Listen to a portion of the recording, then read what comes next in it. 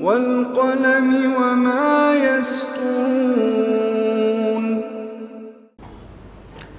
नाज़रीन अस्सलामु अलैकुम वरहमतुल्लाहि वबरकातुहू। सीधी बात की ताज़ा तरीन ख़बरों में आपका इस्तकबाल है। आइए सबसे पहले आज की सुर्खियों पर नज़र करते हैं। छत्तीसगढ़ के सुकमा में सिक्योरिटी दस्तों के साथ तसादुम में 8 नक्सली हलाक, 2 नौजवान शहीद। बाबरी मस्जिद मामले में मुद्दई हाशिम अंसारी के बेटे ने कहा, अयोध्या के लोगों को सुकून से रहने दें। राम मंदिर बनाने के लिए बीजेपी नहीं लाएगी ऑर्डिनेंस, अमित शाह का बयान। कांग्रेस ने सुप्रीम कोर्ट से अयोध्या मामला इलेक्शन तक टालने को कहा था, मोदी का बयान। अयोध्या में राम मंदिर की तामीर हो सकती है और कुछ भी नहीं, firebrand leader Uma Bharati भी मैदान में।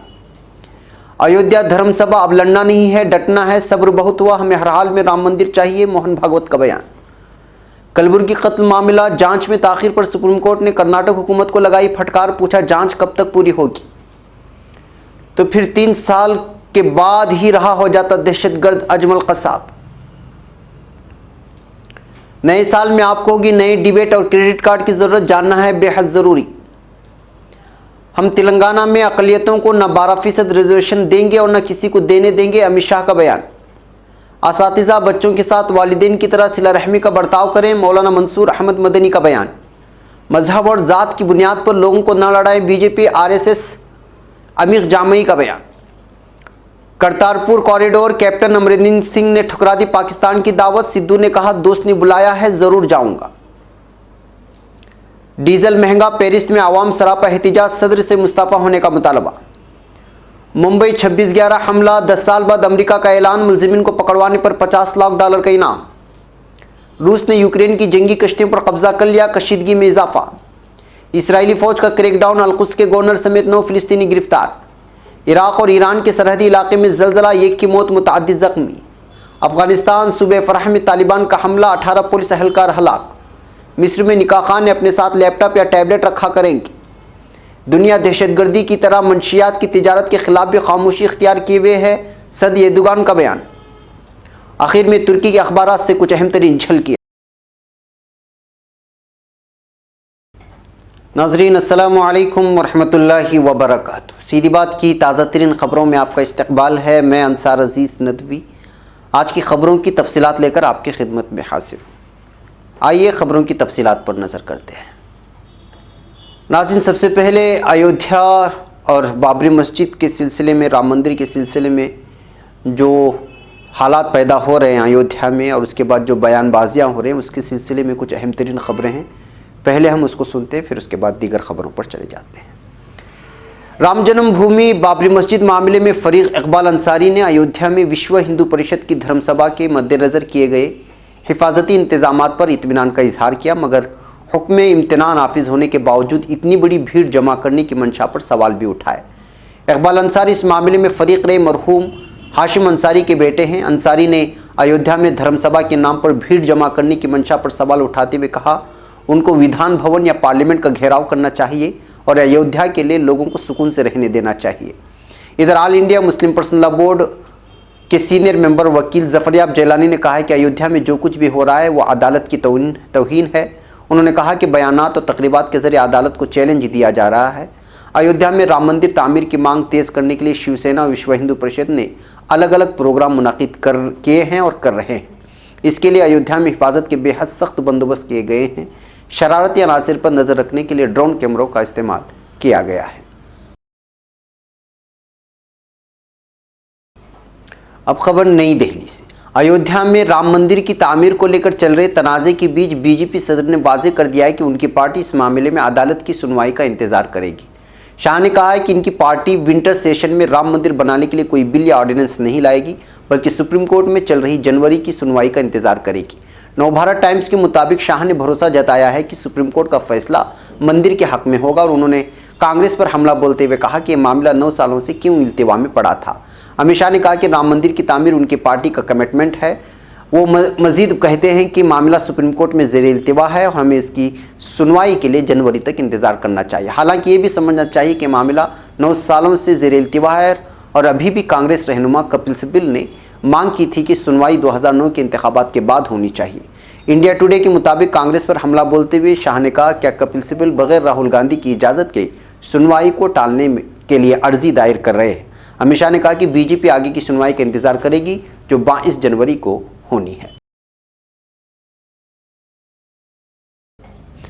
अयोध्या और बाबरी मस्जिद को लेकर के वज़ीर-ए-आज़म नरेंद्र मोदी ने भी बयान दे दिया है। उन्होंने कांग्रेस पर इल्ज़ाम लगाया है कि अपोजिशन पार्टी ने सुप्रीम कोर्ट से अयोध्या मामले की सुनवाई को 2019 के लोकसभा इलेक्शन तक टालने को कहा था। मोदी ने राजस्थान के अलवर में एक इंतखाबी इजलास में सुप्रीम कोर्ट में अयोध्या मामले की सुनवाई का जिक्र करते हुए कहा कि कांग्रेस के रहनुमा और राज्यसभा के एक मेंबर ने अदालत से 2019 तक सुनवाई में ताखिर करने को कहा था क्योंकि 2019 में इलेक्शन है। नरेंद्र मोदी ने अलवर में इंतखाबी इजलास के दौरान कहा कि जब अयोध्या का मुकदमा चल रहा था, कांग्रेस के रहनुमा राज्यसभा के मेंबर कहते हैं कि 2019 तक मुकदमा मत चलाओ क्योंकि 2019 में इलेक्शन है। मुल्क की अदलिया को इस तरह सियासत में घसीटना मुनासिब है क्या? मोदी ने इस इजलास में कांग्रेस पर सुप्रीम कोर्ट के जजों को डराने धमकाने का भी इल्जाम लगाया है। अयोध्या में राम मंदिर को लेकर के अब उमा भारती ने भी बयान दे दिया है। इस मौजू पर मुमकिन तहरीक के दरमियान मध्य प्रदेश की साबिक वज़ीर आला और बीजेपी की fire brigade leader Uma Bharati का बयान यह है कि अयोध्या में सिर्फ राम मंदिर की ही तामीर हो सकती है और कुछ नहीं हो सकता। मध्य प्रदेश में इंतखाबी तशहीर के दरमियान होशंगाबाद पहुंची उमा भारती ने यह बात की। हालांकि उन्होंने ये भी कहा कि राम मंदिर और राम के नाम पर हमारा कोई पेशेंट नहीं है। रामलीला सभी के हैं और सभी को बोलने का हक है। वाज़ेह है कि अयोध्या में राम मंदिर की तामीर को लेकर इतवार को सनतों की जानिब से धर्म सभा मुनाकिद की गई थी।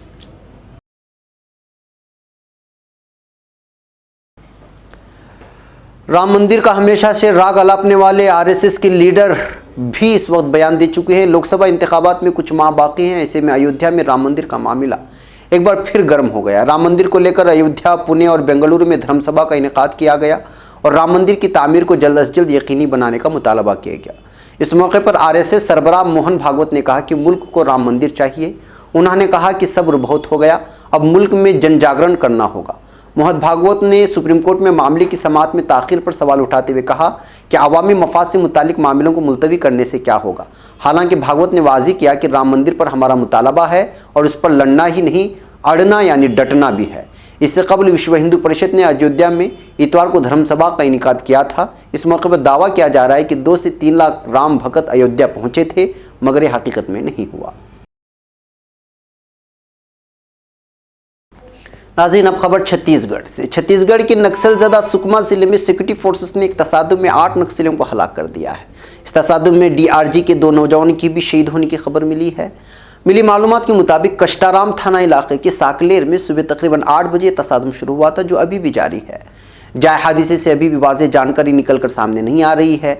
सुकमा के एसपी अभिषेक मीना ने वाक़ई की तस्दीक करते हुए कहा है कि फिलहाल इस तसादुम को लेकर ज़्यादा मालूमात नहीं आई हैं। बताया जा रहा है कि इलाके में अभी भी फायरिंग जारी है।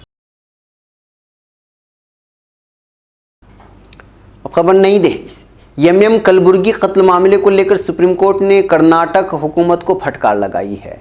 एनडीटीवी की खबर के मुताबिक सुप्रीम कोर्ट ने कर्नाटक हुकूमत को स्टेटस रिपोर्ट दाखिल करके ये बताने को कहा है कि जांच कब तक पूरी होगी। कोर्ट ने कहा कि अब तक जांच में कुछ नहीं हुआ है, अब 2 हफ्ते बाद कोर्ट में इस मामले में सुनवाई होगी।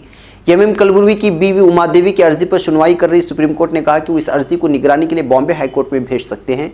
इससे पहले सुप्रीम कोर्ट ने कर्नाटक हुकूमत समेत एनआईए और सीबीआई को नोटिस जारी किया था।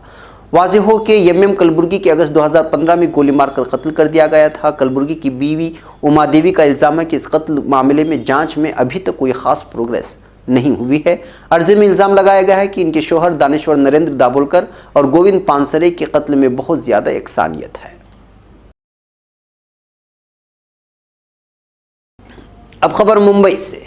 मुंबई में 26/11 को हुए हमले के सबसे बड़े दहशतगर्दाना हमले में वाहिद जिंदा पकड़ा गया जंगजू अजमल कसाब सैकड़ों बेगुनाहों का खून बहाने के बाद भी 3 साल बाद जेल से रिहा हो जाता। जांच अफसर अगर इस बात को लेकर पहले से मुहतात नहीं होते तो कसाब को फांसी की सज़ा नहीं होती और इसे सज़ा पूरी करने के बाद पाकिस्तान भेजना पड़ता। इस तरह का बयान सामने आया है। मुंबई हमले को 10 साल पूरे होने पर एक न्यूज़ चैनल ने एक्सक्लूसिव बातचीत में जांच अफसर रमेश महाले से इंकिशाफ किया गया है। महाले ने बताया कि अजमल कसाब ने 26/11 मामले की समाअत शुरू होते ही अदालत में सबसे पहले दिए अपने बयान में खुद को नाबालिग बताया था।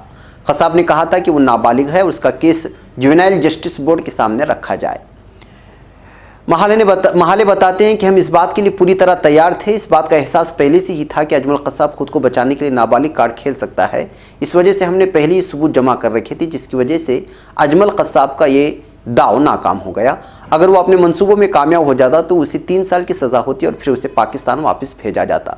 महाले 100 रुकनी उस टीम का अहम हिस्सा थे जिस पर कसाब से पूछगिछ को लेकर उसे फांसी तक पहुंचाने का जिम्मा था। महाले बताते हैं कसाब पूरे 81 दिन उनके पास था।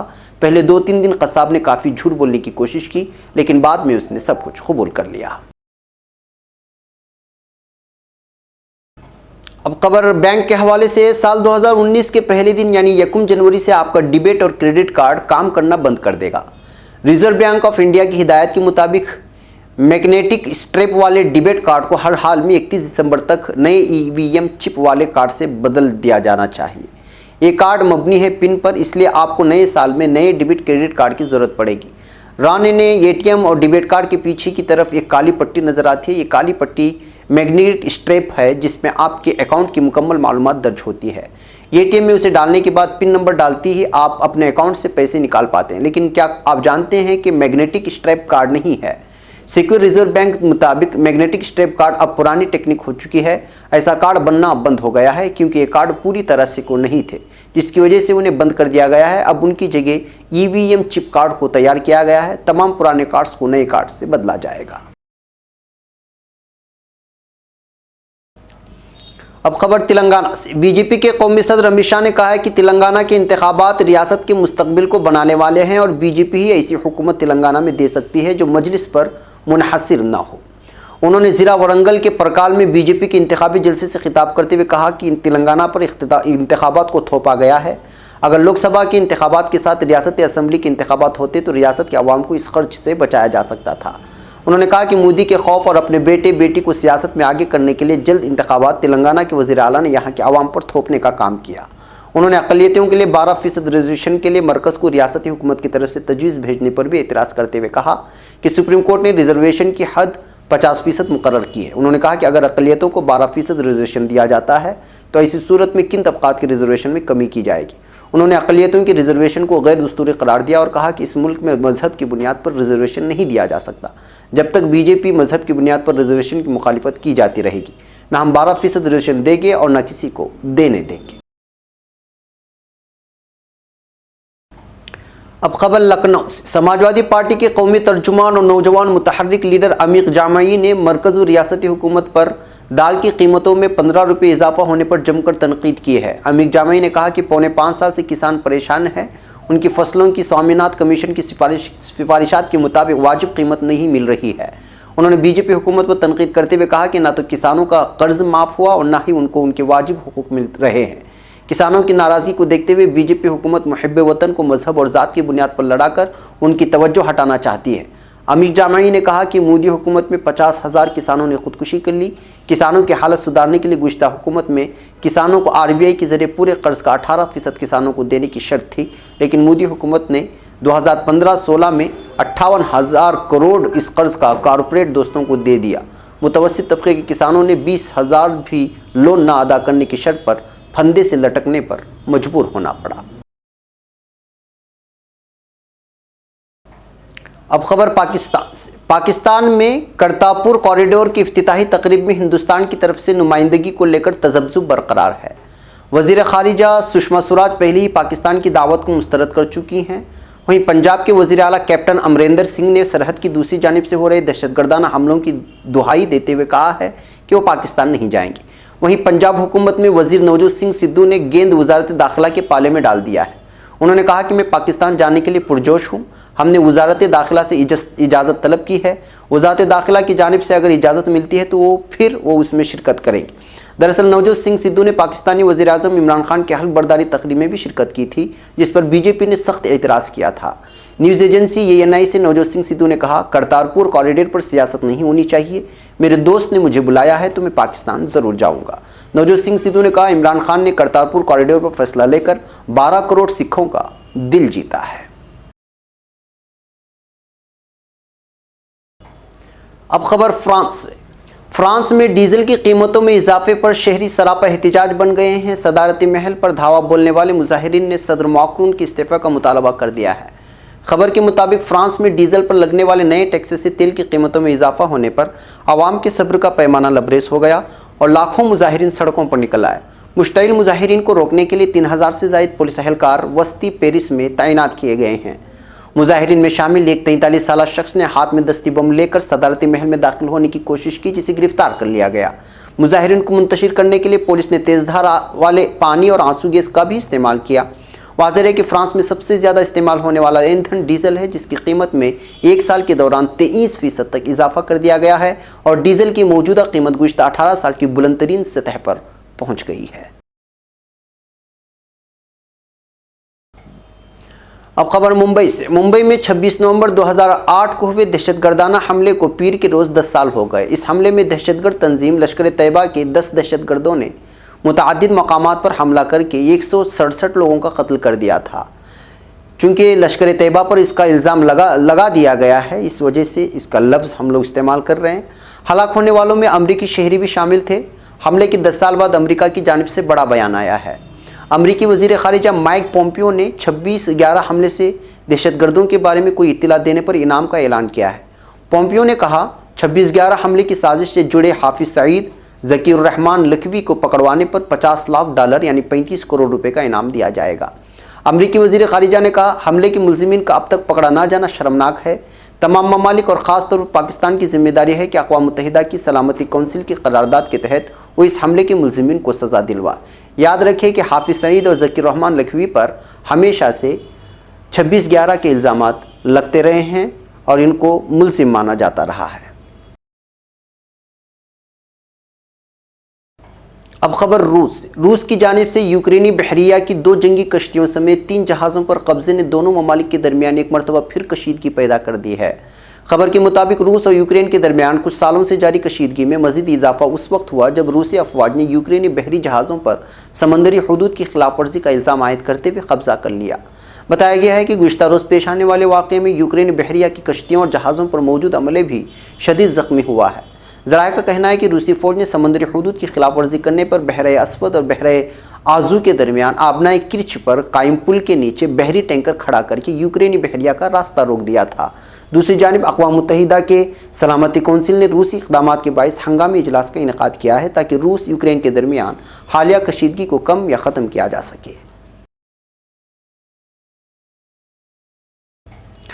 अब खबर मकबूजा बैतुल मक़दिस से। इसराइली फ़ौज ने आज इतवार के रोज़ मकबूजा मगरबी किनारे और बैतुल मक़दिस में घर घर तलाशी की कार्रवाइयों के दौरान बैतुल मक़दिस के फ़िलिस्तीनी गवर्नर समेत 9 फ़िलिस्तीनियों को हिरासत में लिया है।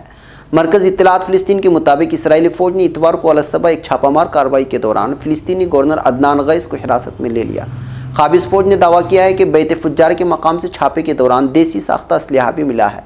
मरकज़ के नामानिगारों के मुताबिक गरबी उर्दून की जुनूबी शहर बैतलहम में तलाशी के दौरान 3 बच्चों मोहम्मद याहया सवाबिता, आमिर खालिद ईसा तकातिका, हिशाम माहिर तकातिका के अलावा इब्राहिम तकातिका, अय्यूम गस्सान सवाबिता को हिरासत में लिया गया।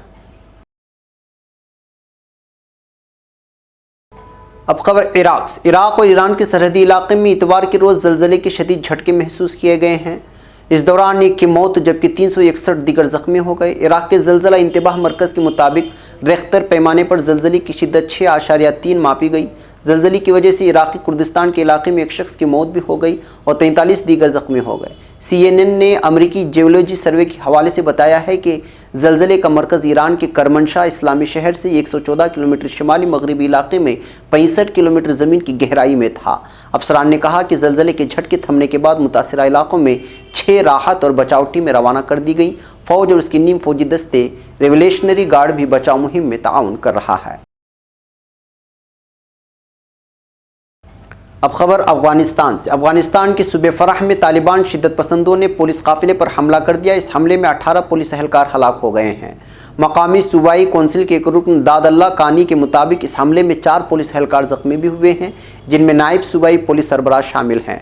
बताया गया है कि पुलिस एहलकारों का एक काफ़िला लशवा ज्वाइन की जानिब जा रहा था जब उसे निशाना बनाया गया। तालिबान ने इस हमले की जिम्मेदारी कबूल कर ली है। अब खबर मिस्र से। मिस्र में मुस्तक़बिल करीब में रजिस्टर्ड निकाह खान की जानिब से निकाह की कार्रवाइयों की डिजिटल तरीके से तस्दीक पर काम हो रहा है। इसका मकसद कमसिन लड़कियों की शादी के रुझान पर रोक लगाना है जो कि मुल्क में फैला हुआ है। मिस्र में कम्युनिकेशन और इंफॉर्मेशन टेक्नोलॉजी के वजीर अम्र तलअत ने इतवार के रोज़ सहाफ़ियों से बात करते हुए बताया कि उनकी वजारत ने डिजिटल मैरिज सर्विस का आगाज़ इसलिए किया है ताकि कमसिन बच्चियों की शादियों में कमी लाई जा सके। उन्होंने बताया कि इस सर्विस के तहत रजिस्टर्ड निकाह खान अपने साथ लैपटॉप या टैबलेट्स रखेंगे और शादी के दस्तावेज़ात का रिकॉर्ड उनमें महफूज करेंगे। नाज़रीन, अब खबर तुर्की से। सदर रजब तैयब एर्दोगान ने पूरी दुनिया को दहशतगर्दी के खिलाफ उसी उसूली व नतीजे पर मबनी किसी मौक़िफ़ को अपनाने की दावत दी है। सदर तुर्की ने इस्तांबुल में बैनुल-अक़वामी मंशियात पॉलिसी व अवामी सेहत सिम्पोजियम से खिताब में कहा कि तुर्की की इंसदाद दहशतगर्दी के मामले में गुज़श्ता 10 बरसों की कार्रवाइयों से हासिल करदा नताइज में से एक मंशियात की तिजारत के तमाम तर मराहिल को कारी ज़रब लगाना है। हर शोबे में जद्दोजहद के बगैर दहशतगर्दी का सद्देबाब न किए जा सकने पर जोर देने वाले सदर एर्दोगान का कहना था कि ताहम दहशतगर्दी के खिलाफ जंग की तरह मंशियात की तिजारत के खिलाफ भी बाज़ ममालिक ने मतलूबा हद तक ताउन फराहम नहीं किया है। बाज़ हलकों के खासकर दहशतगर्दी और इस्लाम को एक दिखाने की कोशिशों में होने का जिक्र करते हुए सदर एर्दोगान ने बताया कि माजी में और आज मुख्तलिफ अकाइद से मुंसलिक इंसानों के मुकीम होने वाले एक महल वक़ू में दहशतगर्दी का मसला सबके सामने है।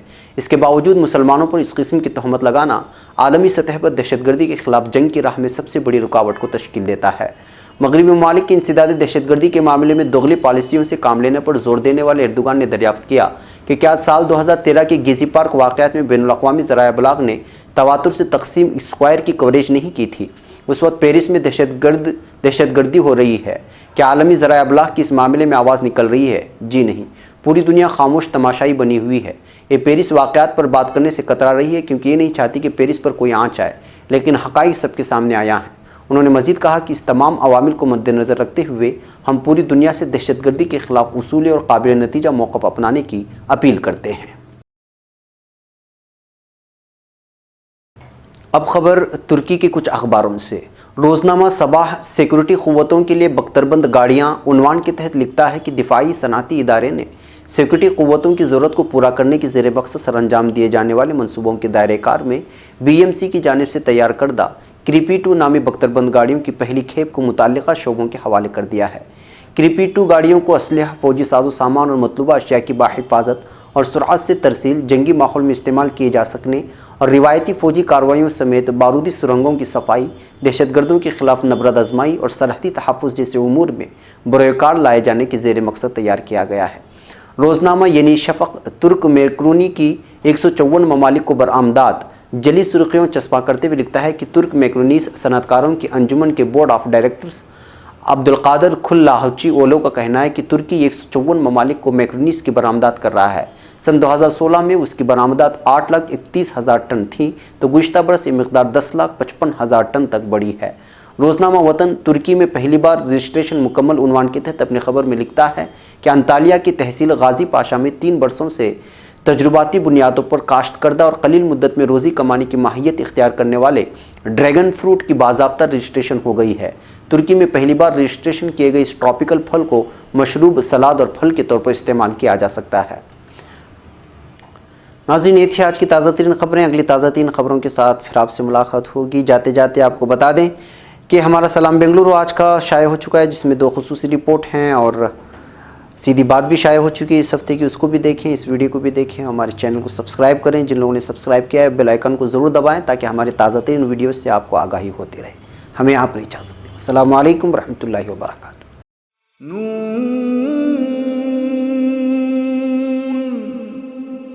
वल क़लम वमा यस्तुरून।